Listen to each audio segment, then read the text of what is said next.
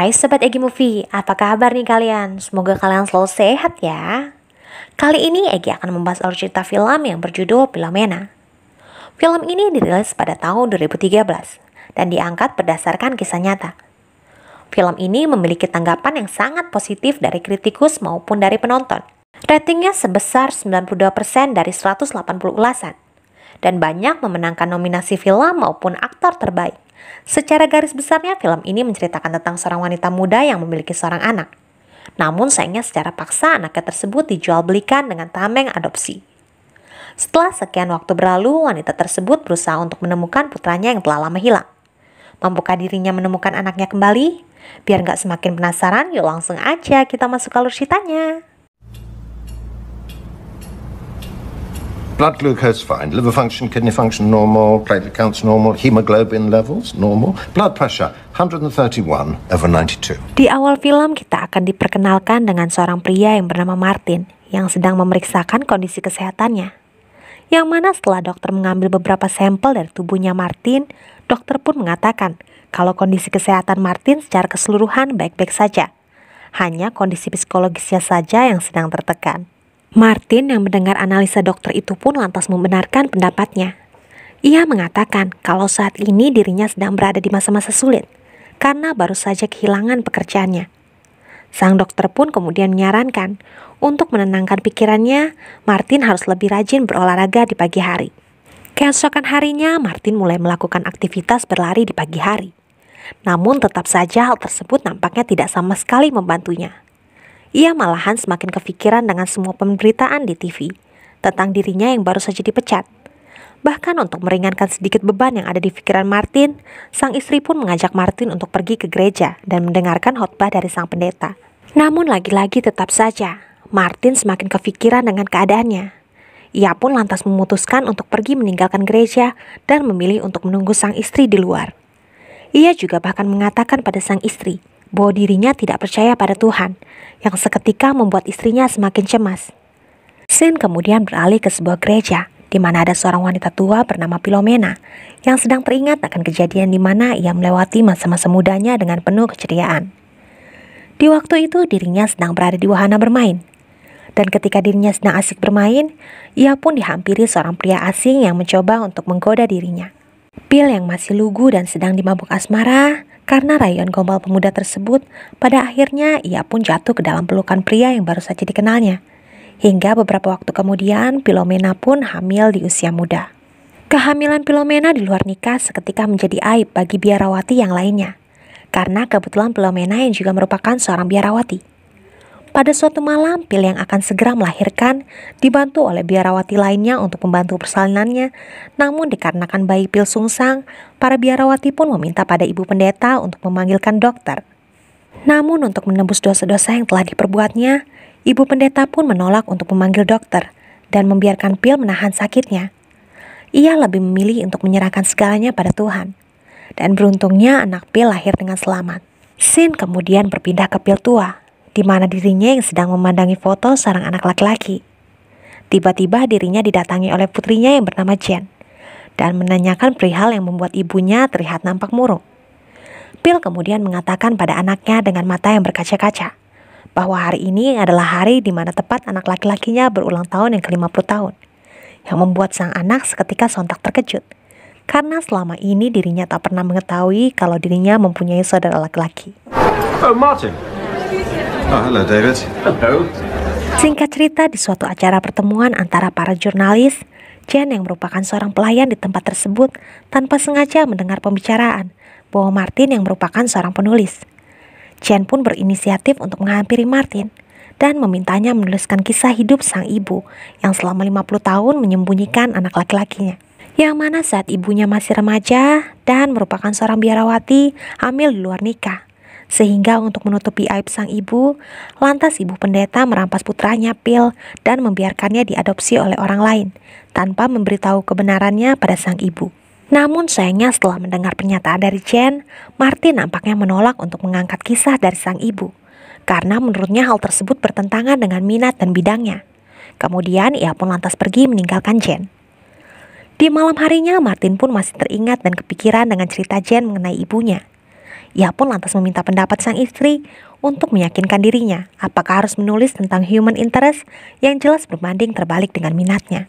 Keesokan harinya, Martin bertemu dengan Jane dan Bill di salah satu restoran favoritnya. Setelah berbincang-bincang pengenalan diri masing-masing, Bill kemudian memegang tangan Martin. Ia berkata kalau dirinya sangat berharap besar pada Martin agar bisa membantunya untuk mempertemukan dirinya kembali dengan sang anak. Bill pun kemudian menceritakan asal mula dirinya yang menjadi biarawati. Sewaktu kecil dulu ayahnya menitipkannya di asrama biarawati tersebut dan sama sekali tak pernah mengunjunginya. Bahkan dirinya sudah dianggap tidak ada oleh sang ayah. Bill juga menceritakan pasca melahirkan dirinya harus tinggal di biara selama 4 tahun. Dan untuk membalas budi kepada suster karena sudah merawatnya, Bill diwajibkan bekerja selama seminggu penuh sepanjang waktu. Dan mereka diizinkan untuk bertemu dengan anak-anak mereka hanya selama 1 jam dalam sehari. Bukan hanya Bill saja, banyak teman-teman wanita lainnya merasakan nasib yang sama seperti dirinya. Putra Bill tersebut bernama Anthony, yang mana setiap dirinya melihat foto sang anak, ia selalu menangis dan mendoakan yang terbaik untuk sang anak dan biara tersebut. Karena jika bukan karena kebaikan biara Antonisia, kemungkinan dirinya tak akan pernah mendapatkan foto sang anak. Hingga hari yang sangat ditakutkan oleh dirinya dan teman-teman lainnya yang bernasib sama dengannya telah tiba. Di mana setiap ada mobil mewah yang datang ke kediaman mereka akan merasa was-was. Karena hal itu berarti ada seorang anak yang akan diadopsi oleh orang lain yang datang pada waktu itu. Dan kebetulannya pada hari itu, anak dari sahabatnya yang bernama Catherine yang diadopsi. Di mana di momen tersebut sangat menyayat hatinya Bill saat melihatnya. Terlebih ia juga hanya menunggu waktu di mana suatu saat nanti ia juga akan berpisah dengan anaknya. Belum hilang rasa sakit ketika melihat anak dari sahabatnya telah diadopsi oleh orang lain, ia kembali mendapat kabar bahwa ternyata anaknya Anthony juga telah dibawa dan diadopsi oleh orang yang sama. Dikarenakan Mary anaknya Catherine dan putranya nampak tidak terpisahkan satu sama lainnya, sehingga membuat kedua-duanya pun kemudian diadopsi. Bill yang melihat kepergian putranya pun terlihat menangis menyayat hati. Anthony! Anthony!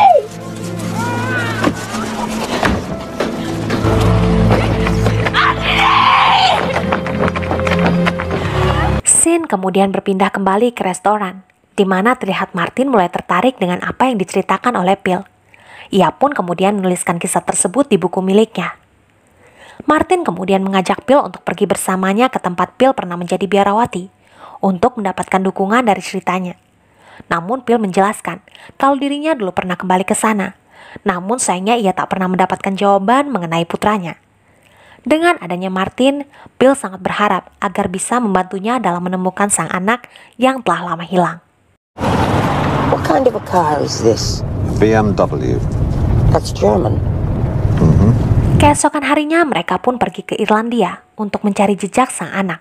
Dan di dalam perjalanan mereka, sikap dan persepsi keagamaan Martin dan Bill terlihat sangat bertolak belakang.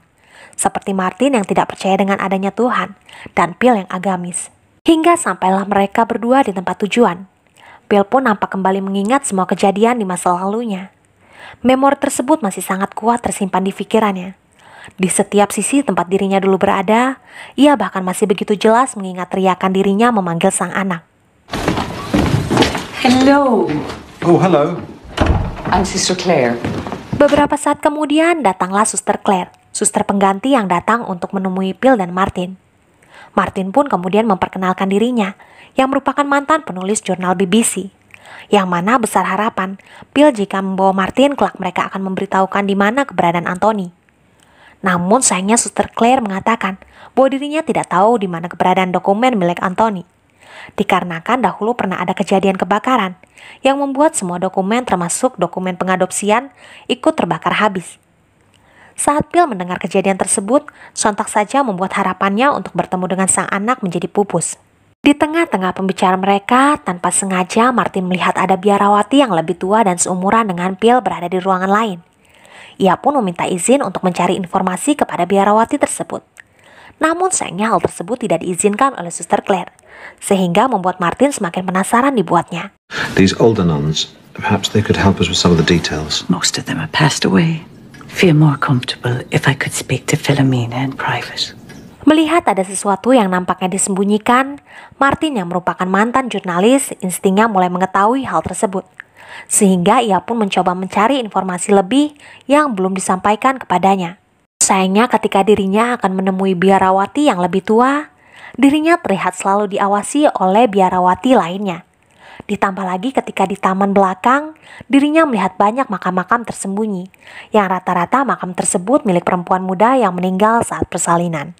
Sepulangnya dari biara tersebut, Bill memberikan surat pada Martin yang telah ditandatanganinya ketika dirinya masih menjadi biarawati dahulu, di mana surat itu berisi perjanjian dirinya yang tak akan pernah mencoba menemui, mengganggu, mencari tahu atau mengajukan tuntutan pada anak tersebut, kapanpun di masa depan.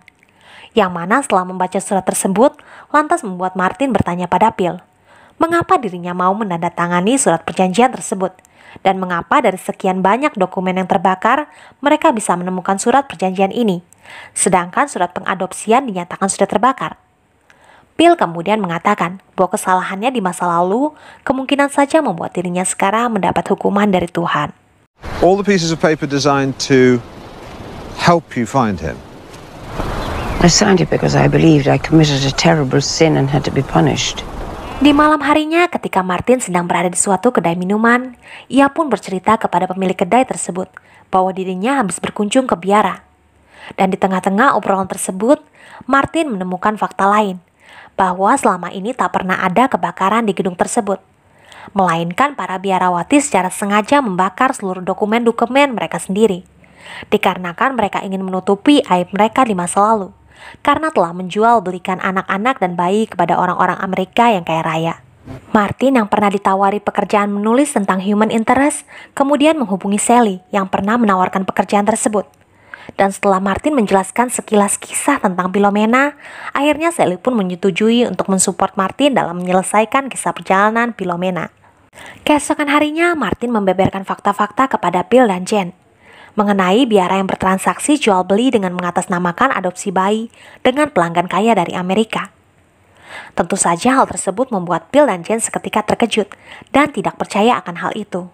Martin juga mengatakan kalau dirinya sudah menghubungi lembaga adopsi di Irlandia. Namun sayangnya jawaban dari mereka berputar-putar. Nampaknya mereka tidak mau membantu. Sehingga satu-satunya cara, ia dan Bill harus pergi ke Amerika untuk mencari para pengadopsi anak-anak.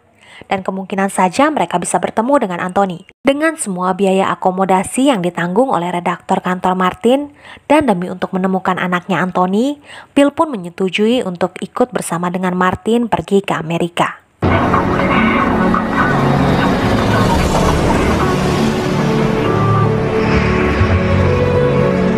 Sesampainya di Amerika, Martin mengajak Bill untuk pergi ke Museum Lincoln untuk menghilangkan kepenatan mereka selama di perjalanan. Dan di saat mereka bersantai, Bill kembali khawatir dengan sang anak yang kemungkinan masih hidup atau sudah tiada. Namun Martin kembali meyakinkan pada Bill untuk tetap berpikiran positif sampai kelak ia tahu kebenaran yang sebenarnya. Keesokan harinya, Martin pun menghubungi beberapa koneksi teman-temannya sesama jurnalis mengenai data informasi adopsi dari Irlandia. Namun sayangnya belum ada informasi yang menarik baginya. Dan saat Martin mencari beberapa berkas dokumen para imigran dari Irlandia, tiba-tiba saja ia menemukan dokumen beserta foto Tuan dan Nyonya Hess yang pernah mengadopsi dua anak Irlandia bernama Mary dan Michael. Yang sebelumnya kita tahu di scene awal tadi ya teman-teman. Mary merupakan putri Catherine, sahabat Bill, sedangkan Michael adalah putra Philomena. Martin pun dengan segera mencari tahu nama Michael Hess. Dan fakta pun kemudian kembali terungkap. Ternyata Michael Hess adalah orang besar di dalam pemerintahan, yang dulunya pernah bekerja sebagai kepala penasihat hukum Presiden Ronald Reagan dan Presiden George Bush. Namun sayangnya Michael, putranya Bill, telah meninggal dunia pada tahun 1995. Yang mana setelah Bill mengetahui fakta tersebut, ia menjadi begitu sangat terpukul mendengar kematian putranya tersebut.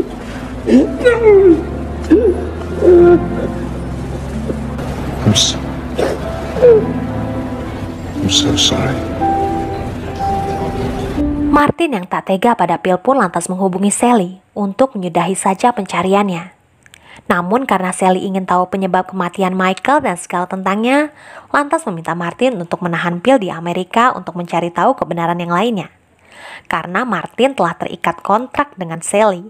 Mau tak mau, ia pun mengikuti kemauan Sally. You signed a contract. You serious? Yes, call me when you've got something.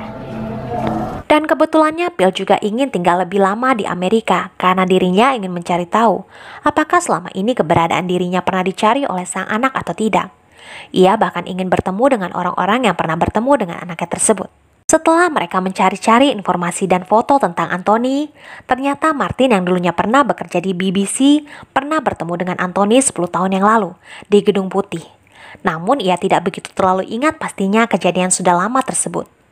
Untuk menyenangkan hatinya Bill, Martin pun mengatakan kalau Anthony adalah sosok yang smart dan friendly, sehingga Bill yang mendengarnya pun terlihat senang dan bangga dengan sosok putranya. Keesokan harinya, Bill dan Martin kembali mendatangi mantan rekan kerja Anthony. Bill pun sangat senang melihat begitu banyak foto anaknya di sana. Ia pun lantas menanyakan apakah Anthony sudah menikah apa belum. Wanita itu pun menjawab bahwa Anthony adalah seorang gay, dan pria yang ada di foto bersamanya tersebut adalah Pete, merupakan mantan pacar Anthony. Bill juga menanyakan apakah selama ini Anthony pernah menyebut Irlandia, dan wanita tersebut pun menjawab tidak. Tidak puas dengan pernyataan wanita tersebut, Bill dan Martin pun pergi ke kediaman Mary. Namun sayangnya Mary juga menjawab bahwa adik angkatnya tersebut bahkan tidak pernah mencari Irlandia. Dengan rasa sedih, Bill dan Martin pun pulang. Di perjalanan, Bill meminta Martin untuk berhenti di suatu gereja, karena dirinya akan meminta pengampunan atas dosa-dosa yang telah diperbuatnya. Martin yang mendengarnya pun lantas mengatakan bahwa seharusnya bukanlah Bill yang meminta pengampunan dosa, melainkan para biarawati yang telah menjual anaknya. Martin yang sedang menunggu di luar gereja pun kembali menelpon Sally untuk mengabarkan bahwa Michael Hess adalah penasihat hukum dari George dan Regan, dan ia meninggal dikarenakan AIDS. Ia juga mendapatkan diskriminasi ketidakadilan karena dirinya yang merupakan homoseksual. Sally yang merasa cerita tersebut akan menarik minat media, ia pun lantas meminta Martin untuk kembali melanjutkan mencari fakta-fakta lainnya. Di lain sisi, Bill mengurungkan niatnya untuk membuat pengakuan. Ia bahkan meminta pada Martin untuk tidak mempubliskan ceritanya, dikarenakan sang anak yang sepertinya nampak tidak mau mencarinya. Namun lagi-lagi Martin bisa meyakinkan Bill untuk mendatangi Pete, mantan kekasih Anthony, yang kemungkinan saja bisa memberitahunya fakta lainnya. Dan Bill pun menyetujuinya. Ia pun kemudian mendatangi kediaman Pete bersama dengan Bill, namun sayangnya saat mengetahui bahwa Martin adalah seorang jurnalis yang selama ini mencarinya, ia pun lantas mengusir Martin dari kediamannya. Bill yang melihat kejadian itu pun segera turun dari mobil dan kembali mengetuk rumah Pete. Lalu Bill mengatakan bahwa kedatangannya saat ini hanya ingin mengetahui putranya yang telah lama dicarinya. Akhirnya Bill dan Martin pun diperbolehkan masuk ke rumah Pete. I just want to talk to you about my son. He was taken from me, and I've been looking for him ever since. Setelah berbincang-bincang, Pete kemudian memutar video rekaman masa kecil Anthony yang ia miliki, yang membuat seketika Bill kembali menangis. Bahkan ada video di mana Anthony pergi ke tempat biara di Irlandia, tempat dirinya dulu dan ibunya diasuh. Namun Pete berkata saat dirinya dan Anthony mencari Bill, suster tertua yang sempat dilihat oleh Martin tadi mengatakan bahwa Bill tidak pernah mencari keberadaan Anthony, karena memang dirinya tidak menginginkannya. Bill yang mendengarnya pun seketika syok mendengar ucapan dari Pete, yang mana pernyataan dari suster tersebut sangat berbanding terbalik dengan apa yang terjadi selama ini. Dirinya bahkan berkali-kali menanyakan keberadaan putranya Anthony, tapi para biarawati seperti tak ingin memberitahukannya. Singkat cerita, Bill dan Martin kembali terbang ke Irlandia untuk mendatangi makam Anthony. Dan sebelum mereka masuk ke biara tersebut, Bill pun mengingatkan kepada Martin kalau semua ini bukanlah kesalahan mereka. Namun karena perasaan hatinya sedang tidak bagus, Martin pun lantas mencari sendiri keberadaan suster Hildegard. Dan dengan emosi yang meledak-ledak, Martin pun bertanya-tanya pada suster tersebut, mengapa selama ini ia selalu menutup-nutupi keberadaan putra Bill. Suster Hill pun berkata bahwa setiap biarawati yang melakukan kesalahan, maka ia akan menebus dosanya sendiri, yang mana perdebatan antara Martin dan suster tersebut didengar oleh Bill. Bill pun menengahi dan meminta Martin agar tidak bersikap kasar. Ia juga berkata bahwa dirinya sudah memaafkan apa yang selama ini suster Hill lakukan kepadanya. Ia pun kemudian meminta pada suster Claire untuk mengantarkannya ke tempat makam putranya. Tepat di depan makam sang anak, Philomena pun memutuskan agar Martin tetap mempubliskan ceritanya, agar orang-orang tahu apa yang terjadi terhadap dirinya dengan Roscrea. Dan mereka pun kemudian kembali ke Inggris dengan hati yang tenang. Pelajaran yang bisa kita petik dari film ini, ibu ialah sosok wanita yang kuat. Ia telah berjuang mempertaruhkan nyawanya untuk melahirkan kita. Tak peduli betapa sakitnya, dan tak peduli betapa perih yang ia rasakan. Ia tetap tersenyum saat melihat kita lahir ke dunia. Bahkan ia rela berkorban apapun untuk kebahagiaan anak-anaknya. Oh ya guys, Egy di sini hanya sekedar menyampaikan dan menceritakan pesan yang ada di dalam film ya, tanpa bermaksud untuk menjudge dan hal-hal lainnya. Silahkan kalian menanggapinya dengan bijak dan mengambil pesan positif dari film ini. Jika kalian suka dengan film ini, silahkan klik like dan tulis komen kalian di kolom komentar. Dan jangan lupa untuk tekan tombol subscribe ya, agar kalian tidak ketinggalan video-video Egy yang menarik lainnya. Oke guys, terima kasih telah menyaksikan filmnya sampai selesai. See you next time in the next video. Bye-bye.